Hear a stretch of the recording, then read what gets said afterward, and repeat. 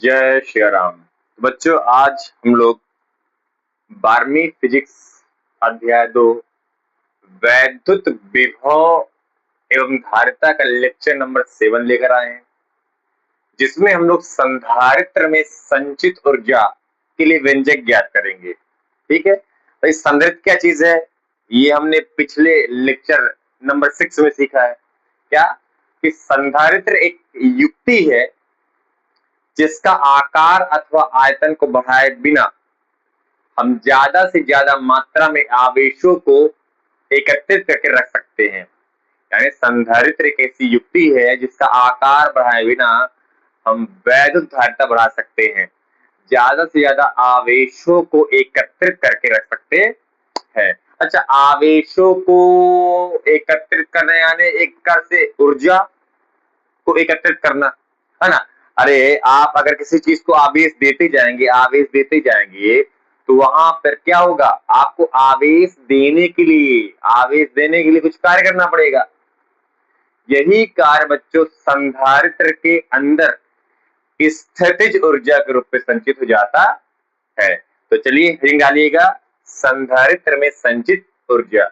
अगर मुझे संधारित्र को आवेश देना है तो आवेश देने से क्या होता है, ज्यादा से ज्यादा आवेश देने से क्या होता है, अगले आवेश को देने के लिए आपको कार्य करना पड़ेगा। आवेश देने से क्या होता है भैया, आप किसी चीज को आवेश देंगे, फिर अगला आवेश को लाने के लिए आपको कार्य करना पड़ेगा। क्यों? तो ये आवेश अपने चारों ओर विद्युत क्षेत्र बनाता है, यानी बल लगाएगा, यानी अन्य आवेश को लाने में आपको ज्यादा कार्य करना पड़ेगा। ठीक है, इसी प्रकार संधारित्र में होता है, आप जितना ज्यादा आवेश देते जाएंगे उतना ज्यादा विद्युत क्षेत्र बनेगा, बल बनेगा, यानी अन्य आवेश को लाने में और ज्यादा कार्य करना पड़ेगा। तो बच्चों, संधारित्र को आवेश देने यानी अर्थात आवेशित करने में हमें कुछ कार्य करना पड़ता है, और वही कार्य इस संधारित्र में स्थितिज ऊर्जा के रूप में संचित हो जाता है। तो चलिए हम लोग इसी का डेरिवेशन करने वाले हैं कि कितनी ऊर्जा संचित हो जाती है, फिर जानेंगे किस रूप में होती है और कहां होती है। ठीक है, तो हेडिंग है आपका संधारित्र में संचित ऊर्जा। और ये मैंने बना रखे दो समांतर प्लेट संधारित्र, दो समांतर आमने सामने रखे हुए हैं संधारित्र हैं, और ये किसी भी आकार के हो सकते, बेलनाकार हो सकते हैं, गोली हो सकते हैं, हमने समतल ले रखा है। ठीक है, चलिए, और दोनों प्लेट चालक होते हैं। एक प्लेट का नाम मैंने कह दिया ए और दूसरे प्लेट का नाम मैंने कह दिया बी। दोनों समांतर प्लेट संधारित्र है, चालक होते हैं। अच्छा, अभी क्या शुरुआती स्थिति है, अभी आवेशित नहीं है, धीमे धीमे आवेश देंगे, कार्य करेंगे, वही कार्य हम लोग निकाल लेंगे, वही कहलाएगा स्थितिज ऊर्जा। ठीक, अभी दोनों पर आवेश शून्य है, आवेश शून्य है यानी अनावेशित है, अनावेशित है यानी आवेश शून्य है। मतलब ये हुआ कि इनमें आवेश की मात्रा है, लेकिन जितनी मात्रा में धनावेश है उतनी मात्रा में ऋणावेश है। अनावेशित का मतलब होता है बच्चों, जितनी मात्रा में धनावेश है उतनी ही मात्रा में ऋणावेश है, जितनी मात्रा में धनावेश है उतनी मात्रा में ऋणावेश है। इस प्रकार से नेट आवेश शून्य हुआ, जितनी मात्रा में धनावेश देखिए उतनी मात्रा में ऋणावेश, इस प्रकार से नेट आवेश हो गया शून्य। इस स्थिति कहते हैं अनावेशित। देख, जितनी मात्रा में धनावेश उतनी मात्रा में ऋणावेश, इस स्थिति कहते हैं अनावेशित। दोनों प्लेट अभी इस अवस्था में अनावेशित है, यानी नेट आवेश शून्य है, इन पर कोई आवेश नहीं है। अब बस हम आवेश करना शुरू करने वाले हैं। तो अभी शुरुआती स्थिति में, शुरुआती समय में जब आवेश समय शून्य है, अभी हमने आवेशित करना शुरू नहीं किया, बस करने वाले हैं, तो समय शून्य है। अभी दोनों प्लेटों पर आवेश कितना है, शून्य है। भैया इस पर कोई आवेश नहीं, इस पर कोई आवेश नहीं, नेट आवेश शून्य है, अनावेशित है। अच्छा, अगर मैं प्लेट ए का विभव V1 कह दूं, अब प्लेट बी का विभव V2 कह दूं, तो दोनों प्लेटों के बीच का विभवांतर ही बच्चों अभी शून्य होगा। ध्यान रखना भैया, हमने कहा था जहां तक धनावेश होता है वहां का विभव उच्च होता है, जहां पर ऋणावेश होता है वहां का विभव निम्न होता है। ठीक, तो अभी तो ना कोई धनावेश है ना कोई ऋणावेश है, तो कोई ऊंचा नहीं हुआ कोई नीचा नहीं हुआ, तो विभवांतर कुछ होगा क्या? नहीं होगा, शून्य होगा, विभवांतर शून्य है।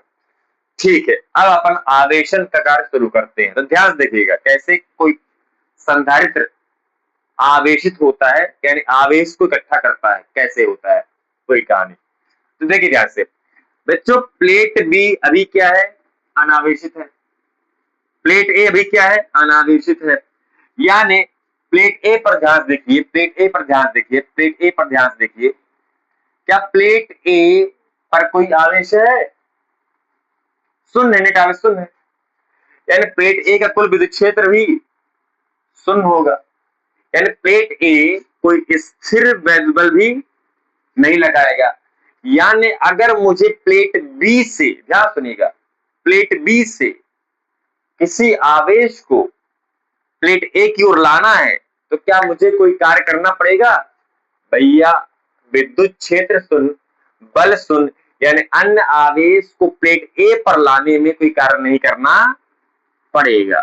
सही है, ये शुरुआती स्थिति है। क्या हमने कहा कि अगर मैं प्लेट ए पर कोई आवेश लाना चाहूं तो उस आवेश को लाने में मुझे कुछ कार्य करना पड़ेगा?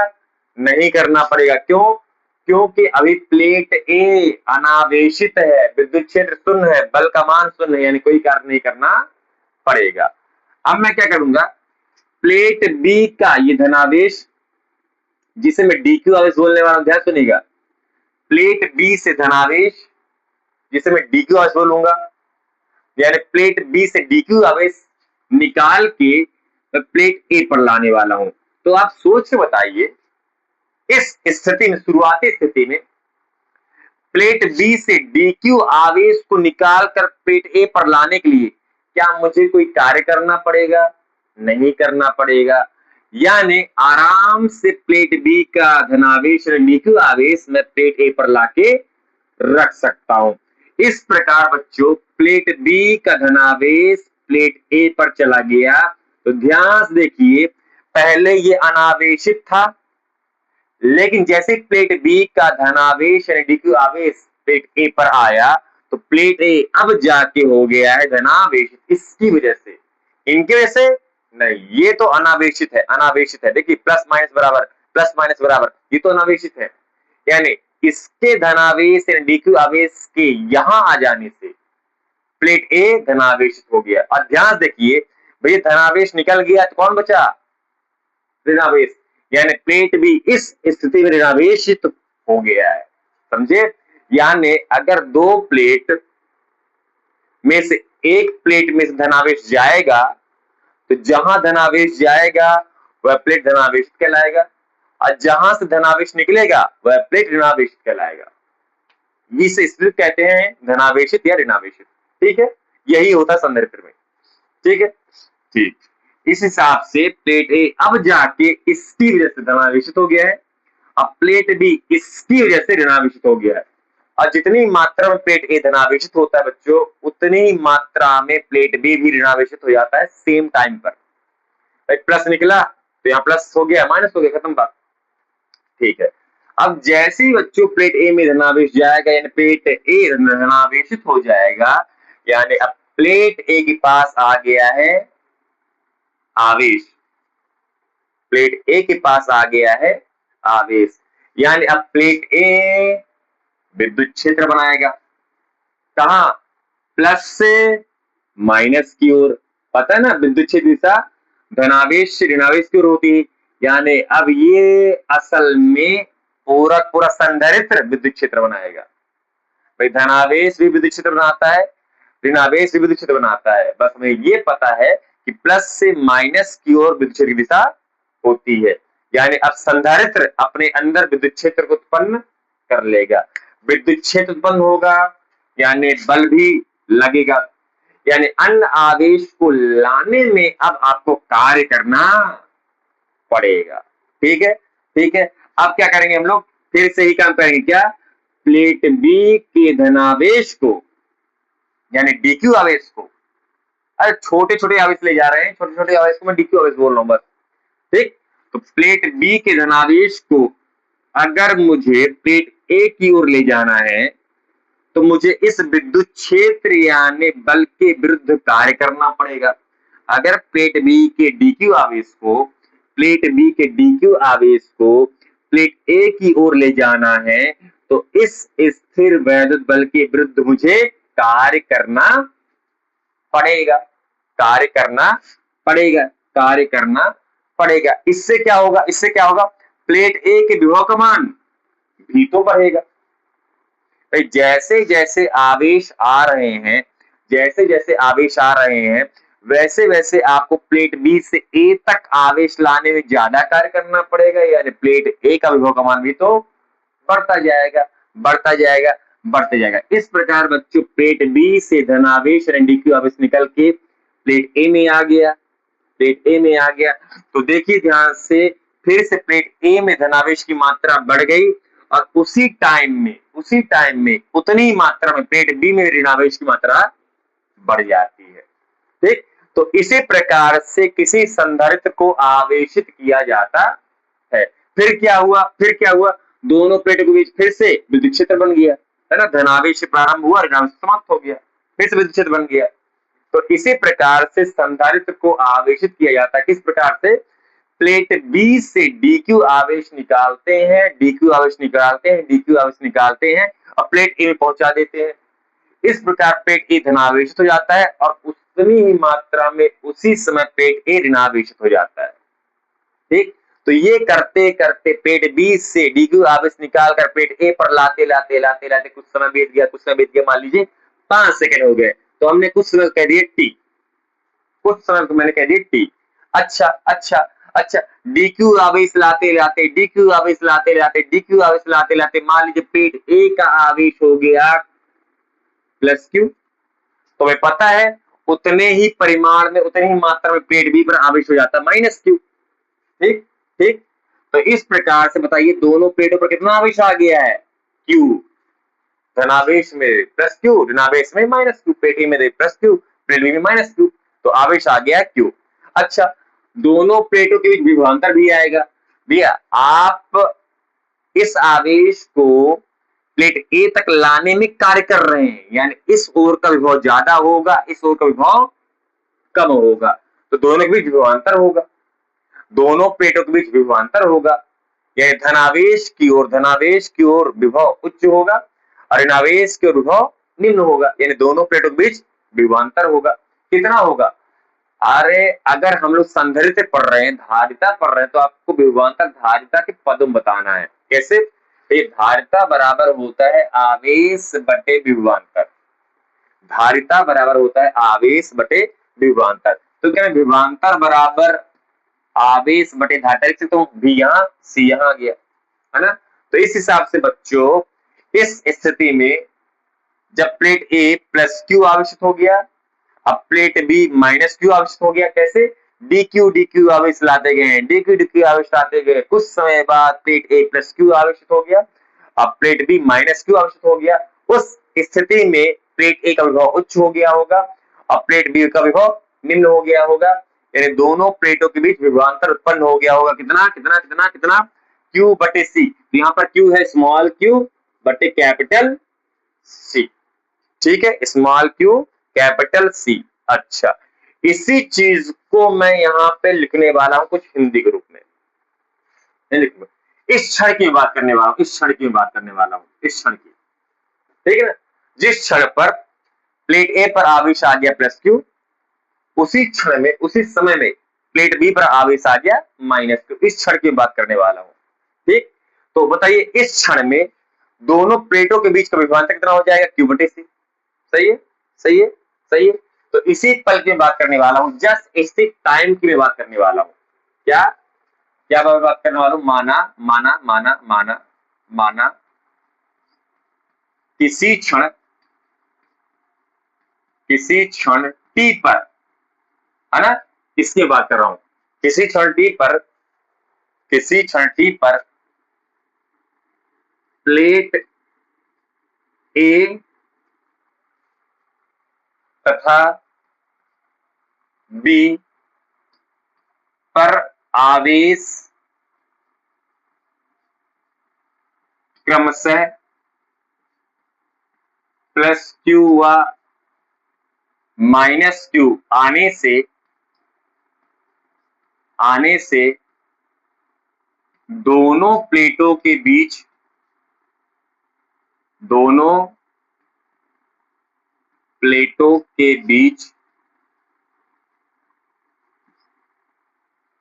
उत्पन्न विभवांतर कितना हो जाएगा V बराबर Q बटे C। सही है, V बराबर Q बटे C। ठीक है ना। अपन dq आवेश ला रहे हैं, कुछ समय बीत गया, कुछ समय बीतने के बाद दोनों प्लेटों के बीच में विभवांतर हो गया Q बटे C। ठीक है। अब जैसे ही दोनों प्लेटों के बीच का विभवांतर हुआ Q बटे C बच्चों, तो उसी टाइम की मैं बात कर रहा हूं, उसी क्षण अब मैं अगला dq आवेश प्लेट B से निकाल के प्लेट A पर लाने वाला हूं। ध्यान देखिए क्या होने वाला है।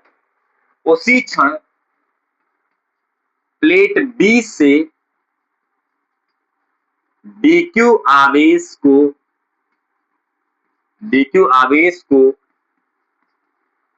प्लेट A तक लाने में किया गया कार्य निकालेंगे हम। क्या कहा हमने? भैया dq आवेश लाइन लाते प्लेट A का आवेश हो गया प्लस Q, प्लेट B का आवेश हो गया माइनस Q, दोनों प्लेट का विभवांतर हो गया Q बटे C। जस्ट इसी क्षण के बाद जब मैं प्लेट B का अगला dq आवेश यानी अगला धनावेश जब प्लेट B में ले जाऊं, सॉरी प्लेट B का प्लेट B का धनावेश यानी dq आवेश जब मैं प्लेट A पर ले जाऊंगा तो dq आवेश को प्लेट B से A तक ले जाने में प्लेट B से A तक ले जाने में मुझे कुछ कार्य करना पड़ेगा। सही है।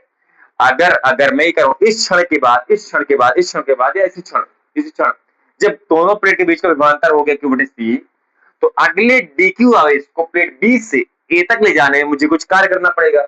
वो कार्य निकालते हैं। कितना कार्य करना पड़ेगा? dw कार्य करना पड़ेगा। अरे भैया पता है ना, विभवांतर बराबर आवेश को एक जगह से दूसरी जगह तक ले जाने में किया गया कार्य वो है। तो फिर कार्य चाहिए तो विभवांतर इंटू dq हो जाएगा, ठीक है ना। यानी मैं ये कह रहा हूं कि जिस पल दोनों प्लेटों के बीच का विभवांतर Q बटे C हुआ, उसी पल प्लेट B से अगला dq आवेश निकाल के प्लेट A तक ले जाने में किया गया कार्य अपन निकाल रहे हैं। अब dq आवेश ले जाओगे तो dw कार्य करना पड़ेगा। ये है dw कार्य, कितना? V into dq। ये होता विभव आवेश और कितना कार्य किया तुमने। तो कार्य हम निकाल रहे हैं विभवांतर गुणे आवेश, यहां से आया। ठीक है। अगला इसको सॉल्व कीजिए।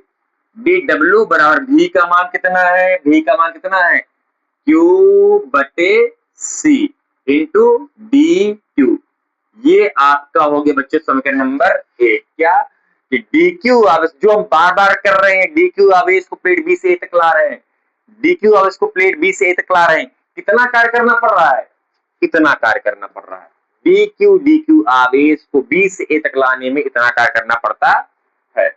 अब मैं क्या कह रहा हूं, पूरे dq आवेश को प्लेट B से A तक मैंने ला लिया। जितना भी प्लेट B पर आवेश था, प्लस आवेश था, धनावेश था, सबको मैं प्लेट A पर लाके रख दिया। अब क्या होगा, पूरी तरह से प्लेट A धनावेशित हो जाएगा। यानी जितना ये संधारित्र आवेश को धारण कर सकता है, जितनी इसकी क्षमता है, धारिता है, उसने आवेश को धारण कर लिया। उसको मैंने कह दिया कैपिटल Q। और अगर प्लेट A पर आवेश आ गया कैपिटल Q का, तो उसी पर प्लेट B पर आवेश आएगा माइनस Q का। हम क्या कह रहे हैं, भाई डी क्यू आवेश लाते लाते प्लेट ए का आवेश हो गया प्लस स्मॉल क्यू और प्लेट बी का आवेश हो गया माइनस स्मॉल क्यू। ठीक, फिर हम कह रहे भैया डी क्यू आवेश अभी भी तो आ रहा प्लेट बी से ए की ओर आवेश फिर अभी भी तो आ रहा। जितना प्लेट बी पर आवेश था पूरा आवेश यानी धनावेश यानी डी क्यू आवेश प्लेट ए पर हमने पहुंचा दिया। अब पूरी तरह से आवेश आ गया है, अब इससे ज्यादा आवेश आ नहीं सकता है, यानी प्लेट ए पर अब टोटल आवेश जितना आ सकता था आ गया है, वो आवेश है कैपिटल क्यू। ठीक, इस प्रकार उतनी ही मात्रा में प्लेट बी पर आवेश बन जाता है स्मॉल माइनस में एक आवेश यानी क्यू। ठीक, माइनस क्यू। जितनी मात्रा में प्लेट ए पर धनावेश बनता है उतनी मात्रा में प्लेट बी पर ऋणावेश बन जाता है। ठीक, तो जब पूरी तरह से ये संधारित्र आवेशित हो गया है अनंत समय यानी 20 सेकंड 30 सेकंड के बाद, यानी जितनी इसकी धारिता है उतना आवेशन हो गया, यानी प्लेट बी से पूरा आवेश निकल के धनावेश निकल के डीक्यू आवेश निकल के प्लेट ए पर आ गया है, उस समय को हमने कह दिया, आखिरी समय को हमने कह दिया है अनंत। ठीक है, इस स्थिति में दोनों प्लेट पर आवेश कितना हो गया है कैपिटल क्यू। भाई जितनी मात्रा में यहाँ पे धनावेश आएगा उतनी मात्रा में यहाँ पे ऋणावेश आएगा। ठीक, अच्छा दोनों प्लेटों के बीच का विभवांतर भी बढ़ गया होगा। भाई धनावेश की मात्रा सबसे अधिक, ऋणावेश की मात्रा सबसे अधिक, इस प्रकार इनके बीच में विभवांतर भी सबसे अधिक आ जाएगा कितना कैपिटल क्यू बटे कैपिटल सी। ठीक है, ठीक है, ठीक है। तो अभी हमने यहाँ पे क्या निकाला देखिए ध्यान से, ये छोटे छोटे डी क्यू आवेश को बी से ए तक लाने में हमने कितना कार्य निकाला है। अब असल में हम निकालेंगे कुल कार्य कि भैया पूरे आवेश को प्लेट बी से निकालकर प्लेट ए तक लाने में किया गया कुल कार्य निकालने वाले हैं हम, यानी असल में हम इस छोटे से कार्य का समाकलन करने वाले हैं। समझ गए आप लोग, समझ गए आप लोग। अब हम कुल कार्य निकालेंगे और वही कुल कार्य कहलाएगा बच्चों स्थितिज ऊर्जा। भाई कार्य तो कर रहे हो, आवेश को लाने में कार्य कर रहे हो, यही कार्य बच्चों स्थितिज ऊर्जा के रूप में संचित हो जाता है। तो क्या हम निकालने वाले हैं कुल आवेश यानी संपूर्ण आवेश को प्लेट बी से ए तक लाने में किया गया कुल कार्य। ठीक है, कितना होगा कुल कार्य कैपिटल डब्ल्यू, यानी हम असल में डी डब्ल्यू का समाकलन करने वाले हैं, है ना। जितना आवेश प्लेट बी से ए की ओर आ सकता था इसकी वैद्युत धारिता के बराबर जितना आ सकता था आ गया। इस प्रकार से प्लेट ए का आवेश हो गया प्लस क्यू और उतनी ही मात्रा में प्लेट बी का आवेश हो गया माइनस क्यू। ठीक है, ठीक है, ठीक है। तो हम समाकलन करने वाले हैं प्लेट बी से ए तक पूरा आवेश लाने में किया गया कुल कार्य निकालने वाले हैं। ठीक है, तो देखिए ध्यान से हम लोग आवेश शून्य से शुरू किए हैं और आखिरी आवेश दिया कैपिटल क्यू, यानी हम जो समाकलन करेंगे बच्चों वह शून्य आवेश से लेके आखिरी आवेश कैपिटल क्यू तक करेंगे, है ना। हम भाई आवेश देने की शुरुआत शून्य से हुई है और आपने संधारित्र को आवेश की अधिकतम मात्रा कितनी दी है कैपिटल क्यू, यहां तक हम संधारित्र करेंगे, यानी टोटल आवेश है ना प्लेट बी से ए तक लाने में किया गया कुल कार्य निकल जाएगा। ठीक है, चलिए तो समाकलन करते हैं शून्य से लेके कैपिटल क्यू तक का। डी डब्ल्यू कितना है आपका क्यू बटे सी इंटू डी क्यू। अच्छा यहाँ पे 1/c है, 1/c कॉमन कांस्टेंट मान है बाहर निकल जाएगा और यहाँ पे समाकलन किसका होगा, समाकलन केवल किसका होगा स्मॉल क्यू का क्यू के सापेक्ष। अरे भैया आवेश की मात्रा ना बदल रही है, D Q D Q D Q D Q D Q D Q D Q, आवेश की मात्रा बदल रही है तो उसी चीज का समाकलन होगा क्यू के सापेक्ष। कर दीजिए समाकलन 1/c, क्यू का समाकलन कितना हो जाएगा क्यू स्क्वायर बटे 2 और अपर लिमिट है कैपिटल क्यू, लोअर लिमिट है 0। कैसे आया होगा समाकलन, पता है ना आपको? अरे x की घाते n का समाकलन होता है बच्चा लोगों x की घाते n+1 बटे n+1। यहाँ पे कौन है, यहाँ पे कौन था? q की घाते 1 का समाकलन q के सापेक्ष कैसे करेंगे? q की घाते 1+1 n+1 फिर से n+1 यानी q² बटे 2। ये आ गया है, समाकलन आपसे बनना चाहिए। ये तो जनरल फार्मूला है, पहला फार्मूला है, सबसे बेसिक फार्मूला है। फिर क्या करते हैं? Upper limit minus lower limit रखते हैं 1 बटे कैपिटल C, फिर अपर लिमिट यानी कैपिटल Q का स्क्वायर बटे 2 माइनस लोअर लिमिट यानी शून्य का स्क्वायर बटे 2। तो शून्य का स्क्वायर शून्य और शून्य बटे कुछ भी शून्य, पूरी वैल्यू होगी शून्य। तो यहाँ पे क्या बचेगा आपके पास? केवल Q स्क्वायर और 2 इंटू C इतना भैया कुल कार्य आपको करना पड़ा प्लेट B से संपूर्ण आवेश को प्लेट A पर लाने के लिए, है ना? इतना कार्य करना पड़ा और इतना कार्य करना पड़ा। और बच्चों यही कार्य, ये कार्य कहाँ गया जो मैंने कार्य किया? यही कार्य इस दोनों प्लेट के अंदर, इस दोनों प्लेट के बीच में स्थितिज ऊर्जा के रूप में संचित हो जाता है ना? एक डायरेक्ट चलता है यही कार्य दोनों प्लेटों के बीच में, दोनों प्लेटों यानी संधारित्र के बीच में, दोनों प्लेटों के बीच में यही कार्य दोनों प्लेटों के बीच में, यही कार्य दोनों प्लेटों के बीच में स्थितिज ऊर्जा के रूप में संचित हो जाता है। यानी आपने जो कार्य निकाला है वही है असल में स्थितिज ऊर्जा। ठीक है, मतलब मैं ये कह सकता हूं आपने जो कार्य निकाला है वही स्थितिज ऊर्जा है, यानी कैपिटल U। तो कितना कार्य निकाला है आपने? Q स्क्वायर बटे 2C। ये बच्चों होता है समांतर प्लेट संधारित्र या किसी संधारित्र में संचित ऊर्जा के लिए व्यंजक। समांतर प्लेट संधारित्र या किसी संधारित्र में संचित ऊर्जा के लिए व्यंजक Q स्क्वायर बटे 2C। ठीक है ना? तो इस प्रकार से किसी संधारित्र को आवेशित करते हैं, कैसे? प्लेट B से धनावेश निकाल के प्लेट A पर लाते हैं। असल में क्या इलेक्ट्रॉन निकलता है, ये समझो कि प्लेट A से इलेक्ट्रॉन निकल के यहाँ पहुंच गया है। खैर, जो किताबी भाषा उस पर ज्यादा ध्यान देते हैं ना, है ना? असल में इलेक्ट्रॉन गति करता है, धनावेश गति नहीं करता है। बट जो कॉन्सेप्ट चलता है, किताबी भाषा चलता है, उस पर ज्यादा बात करेंगे अपन, है ना? कि प्लेट B से धनावेश निकल के प्लेट A में आ जाता है, तो प्लेट A धनावेशित हो जाता है और प्लेट B ऋणावेशित हो जाता है। अब धीरे धीरे आवेशन कार्य होता है, dq आवेश निकलता है, dq आवेश निकलता है। इसलिए हमने dq आवेश को प्लेट B से A तक लाने में किया गया कार्य निकाला।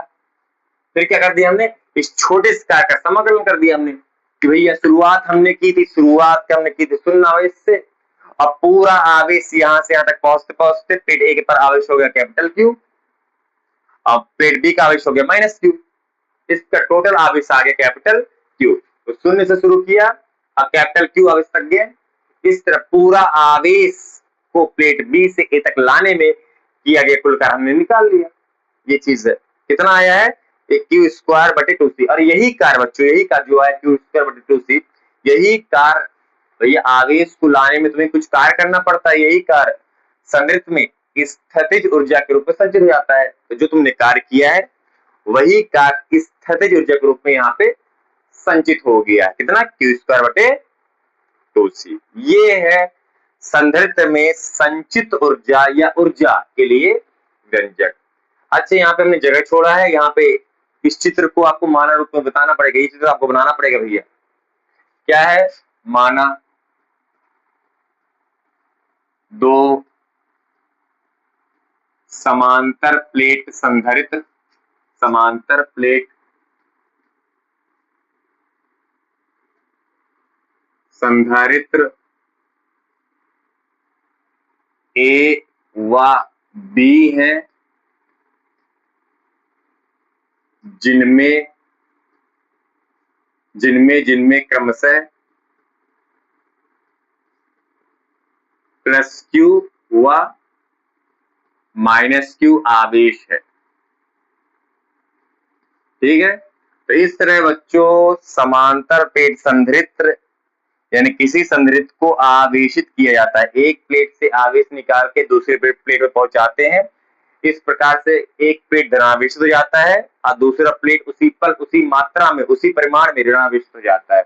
और ये काम हाथ से नहीं करते हैं, क्या होता है बैटरी लगा देते हैं, बैटरी के दोनों सिरों से क्या हो जाता है, आवेश एक से दूसरे को ज्यादा इलेक्ट्रॉन में गति करता है ना, इलेक्ट्रॉन गति करता है। बट जो पूरी किताब कॉन्सेप्ट चल रहा है वो धनावेश के लिए चलता है अधिकतर, बाकी इलेक्ट्रॉन ही गति करता है, इलेक्ट्रॉन ही गति करता है। ठीक है, इलेक्ट्रॉन असल में यहाँ से वहां जाता है, इलेक्ट्रॉन यहाँ से वहां जाता है, इलेक्ट्रॉन की यानी मात्रा बढ़ेगी, ऋणावेश बढ़ेगा, उतनी मात्रा में यहाँ पे धनावेश की मात्रा बढ़ेगी।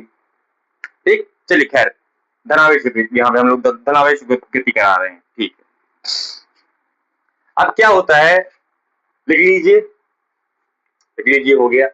अब क्या होता है, इसी डेरिवेशन को अलग अलग रूप में पूछा जाता है। हाँ, इसी डेरिवेशन को अलग अलग रूपों में भी पूछा जाता है। जैसे जैसे अभी हमने जो स्थितिज ऊर्जा निकाला है वो आया क्यू स्क्वायर बटे 2c आया, ठीक है ना। तो देखिए इस सूत्र में Q और C बसाया है, Q और C बसाया है।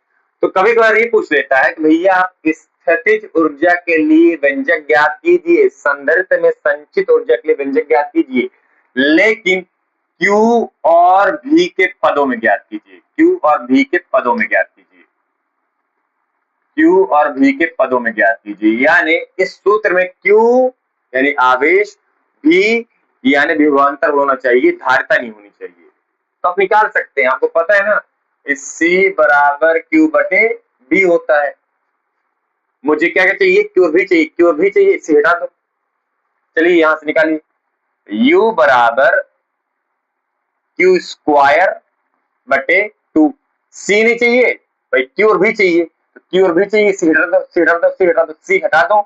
C की जगह आ जाएगा आपका बच्चों Q बटे V, है ना। बटे V को अपन ऊपर ले जा सकते हैं, ये तो एक Q से एक Q खत्म, आ गया संचित ऊर्जा, स्थितिज ऊर्जा Q इंटू V बटे 2। तो ये हो गया संधारित्र की स्थितिज ऊर्जा Q व V के पदों में।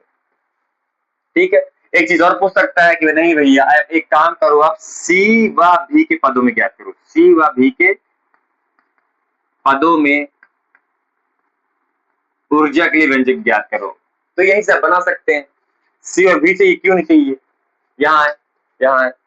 U बराबर, मुझे Q नहीं चाहिए ना, Q नहीं चाहिए, C और V चाहिए, तो Q हटा दो, Q बराबर C इंटू V, Q बराबर C इंटू V, तो Q की जगह आ जाएगा C इंटू V, और Q का स्क्वायर है तो Q की पूरी वैल्यू C और V इसका स्क्वायर हो जाएगा, बटे 2 इंटू C। तो एक C से एक C मर गया, बचेगा यहाँ पे U बराबर एक C इंटू V स्क्वायर बटे 2।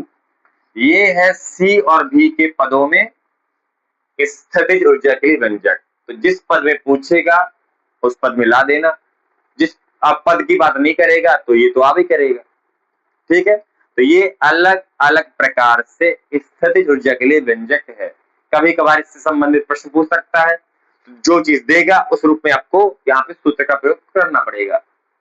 ये है बच्चों संधारित्र में संचित ऊर्जा के लिए व्यंजक। और आज का आखिरी टॉपिक जो इसी से संबंधित है, हेडिंग डालिएगा, विद्युत क्षेत्र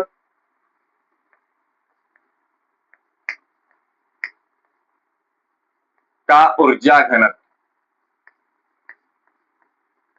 विद्युत क्षेत्र का ऊर्जा घनत्व, अथवा इसे आप कह सकते हैं समांतर प्लेट संधारित्र में, समांतर प्लेट संधारित्र में ऊर्जा घनत्व दोनों तरीके से आप समझ सकते हैं ना, दोनों एक ही चीज है, अलग प्रकार से पूछ सकता है क्या चीज है, क्या चीज है, क्या चीज है, समझते हैं थोड़ा, आसान चीज है कि बड़ी चीज नहीं है, यहां समझते हैं। तो देखिए यहाँ पे क्या है, दो समांतर प्लेट संधारित्र है, दो समांतर प्लेट संधारित्र है, ये चीज दो समांतर प्लेट संधारित्र है ना। और जब हम इसको आवेशित कर दिए हैं तो एक पर धनावेशित आ गया है और दूसरे पर उतनी मात्रा में ऋणावेशित आ गया है, ऋणावेश आ गया है, यानी ये प्लस क्यू आवेश हो गया, ये माइनस क्यू आवेश हो गया है, ठीक है। और हमें पता है कि दोनों प्लेटों के बीच विद्युत क्षेत्र बनेगा अगर अगर अगर दोनों को आप आवेशित करेंगे, अगर समांतर प्लेट संधारित्र को आवेशित करेंगे तो आवेशित करना है यानी यहाँ पे धनावेश जाएगा या ऋणावेश जाएगा, यानी यानी यानी दोनों प्लेटों के बीच विद्युत क्षेत्र बन जाएगा, आवेश देने से दोनों प्लेटों के बीच विद्युत क्षेत्र बन जाएगा, ठीक है, ठीक है, दोनों प्लेटों के बीच विद्युत क्षेत्र बन जाएगा। तो बच्चों वैज्ञानिक थे माइकल फैराडे, याद है फैराडे धारिता का मात्रक, तो वही वैज्ञानिक भौतिक शास्त्री थे माइकल फैराडे, उन्होंने कहा कि जब हम संधारित्र को आवेशित करते हैं तो संधारित्र की दोनों प्लेटों के बीच विद्युत क्षेत्र उत्पन्न हो जाता है, ठीक। अच्छा, जब आवेशित करते हैं तो आवेशित करने के लिए अपन कुछ कार्य करते हैं, यानी कार्य करना मतलब कि इस संधारित्र के अंदर असल में स्थितिज ऊर्जा संचित हो गई है। कहानी ये ना हुई है, अगर आप संधारित्र को आवेशित कर रहे हैं तो आवेशित करने के लिए कुछ कार्य करना पड़ रहा है, कितना कार्य करना पड़ रहा है ये सब निकाले तो है, और बच्चों वही कार्य संधारित्र में ऊर्जा के रूप में संचित हो जाती है, यानी असल में संधारित्र में अब क्या आ गया है, ऊर्जा है, ऊर्जा है, संधारित्र में क्या है, अब ऊर्जा है। तो माइकल फैराडे साहब ये कहते हैं कि आपने समांतर प्लेट संधारित्र में जो ऊर्जा दी है वो ऊर्जा असल में दोनों प्लेटों के बीच का जो माध्यम है उस माध्यम में विद्यमान रहता है। ध्यान से क्या बोला है कि भैया जब आप संधारित्र को ऊर्जा देते हैं, भैया ऊर्जा मतलब ऊर्जा तो आएगी ना, आपने आवेश दिया मतलब क्या दिया, ऊर्जा दी, अरे आवेश देने के लिए कार्य करना पड़ता है, वही कार्य इसमें ऊर्जा के रूप में संचित रहता है, यानी संधारित्र एक साधन है विद्युत ऊर्जा को संचित रखने का, यानी इसमें कौन है, विद्युत ऊर्जा है, कौन है, विद्युत ऊर्जा है, एक ऊर्जा है इसके अंदर। तो माइकल फैराडे कहते हैं कि जो ये ऊर्जा है दोनों प्लेटों के बीच के माध्यम पर विद्यमान रहता है, यानी जो ऊर्जा असल में दोनों प्लेटों के माध्यम में यह ऊर्जा रहती है। और अगर आपको जानना है कि ऊर्जा कितनी है तो आप जान सकते हैं ऊर्जा घनत्व के द्वारा, है? अगर आपको जानना है कि दोनों प्लेटों के बीच कितनी स्थितिज या विद्युत ऊर्जा है तो आप जान सकते हैं ऊर्जा घनत्व के द्वारा। अब ऊर्जा घनत्व क्या है बच्चों, ध्यान सुनिएगा, संधारित्र की दोनों प्लेटों के बीच एकांक आयतन की स्थितिज ऊर्जा को ही धारा घनत्व क्या ऊर्जा घनत्व कहते हैं, ठीक है। तो माइकल फैराडे साहब कहते हैं कि संधारित्र की प्लेट को जब अपन आवेश देते हैं तो इनकी प्लेटों के बीच विद्युत क्षेत्र उत्पन्न हो जाता है, यानी संधारित्र की प्लेटों के अंदर ऊर्जा आ जाती है और यह ऊर्जा दोनों प्लेटों के बीच माध्यम में विद्यमान रहती है। और अगर आपको इस ऊर्जा की गणना करना है, इस ऊर्जा का पता करना है तो आप डायरेक्ट पता नहीं कर सकते हैं, कैसे पता कर सकते हैं कि एकांक आयतन में कितनी ऊर्जा है ये आप पता कर सकते हैं।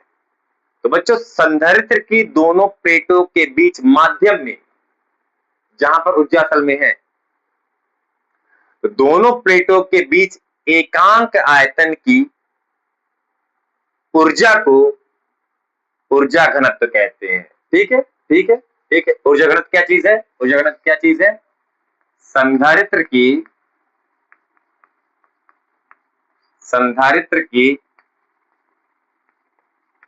दोनों प्लेटों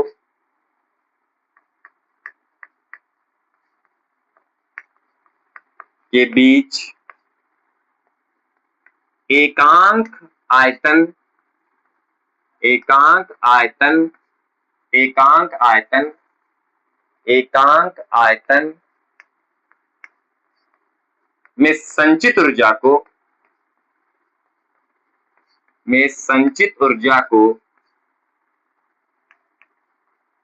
ऊर्जा घनत्व कहते हैं।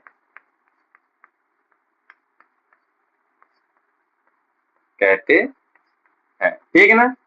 मतलब कि असल में जो ऊर्जा संचित होती है कितनी होती है, कितनी होती है, कितनी होती है। किस रूप में होती है? स्थितिज ऊर्जा, इसे आप विद्युत ऊर्जा कह सकते हो। कहाँ होती है? दोनों प्लेटों के बीच माध्यम में वह ऊर्जा होती है। अगर आपको ज्ञात करना, कैसे ज्ञात कर सकते हैं? आप एकांक आयतन की ऊर्जा ज्ञात कर सकते हैं, जिसे ऊर्जा घनत्व कहते हैं। ये पूरी कहानी है। ठीक है, आप एकांक आयतन की ऊर्जा ज्ञात कर सकते हैं, जिसे ऊर्जा घनत्व कहते हैं। किसे कहते हैं? संधारित्र की दोनों प्लेटों के बीच एकांक आयतन की एकांक आयतन में संचित ऊर्जा को ही ऊर्जा घनत्व कहते हैं। इसे स्मॉल यू से प्रदर्शित करते हैं। मतलब मैं कह सकता हूं एकांक आयतन की स्थितिज ऊर्जा को ही ऊर्जा घनत्व कहते हैं। कितना आपने निकाला है? अगर मैं इसकी बात करूं तो कितना आपने निकाला? देख ध्यान से डिवाइड भी कर लेते हैं। कितना निकाला आपने? सी भी स्क्वायर बटे 2, यू का मान क्या है? सी भी स्क्वायर बटे 2। और ये क्या आयतन? आयतन को मैं ऐसे लिखा रहा हूं, ध्यान से। ये आयतन नहीं है, ये भी क्या विभव है, विभवांतर है। और ये भी क्या आयतन है। तो मैंने आयतन को ऐसे दिखा दिया। ठीक है ना। ये सी क्या है? वैद्युत धारिता। यू का मान क्या है? सी भी स्क्वायर बटे 2, सी भी स्क्वायर बटे 2। और नीचे क्या है? भी। ये आयतन है, ध्यान से। ये है संधारित्र की धारिता, ये है विभवांतर बटे 2। और ये भी क्या है? एकांक आयतन, आयतन है ये। ठीक है ना। ये दोनों एक चीज नहीं, काटने देना आप। अच्छा, इसको थोड़ा आगे सॉल्व करते हैं। अगर सॉल्व करें तो सी यानी वैद्युत धारिता, अच्छी बात है ये। अच्छा, किसी संधारित्र की वैद्युत धारिता कितनी होती है? याद करो, एप्सिलॉन ए बटे डी। इतनी वैद्युत धारिता होती है ना। किसी संधारित्र की वैद्युत धारिता कितनी होती है? बटे में नीचे 2 भी है। आयतन को, ये आयतन किसका है? एकांक आयतन। आयतन किसका है? संधारित्र का। तो आयतन को मैं क्षेत्रफल गुणे दूरी कह सकता हूं। भाई दोनों प्लेट के बीच दूरी डी है और दोनों प्लेट का क्षेत्रफल ए है। तो आयतन हो गया क्षेत्रफल गुणे दोनों प्लेट के बीच की दूरी।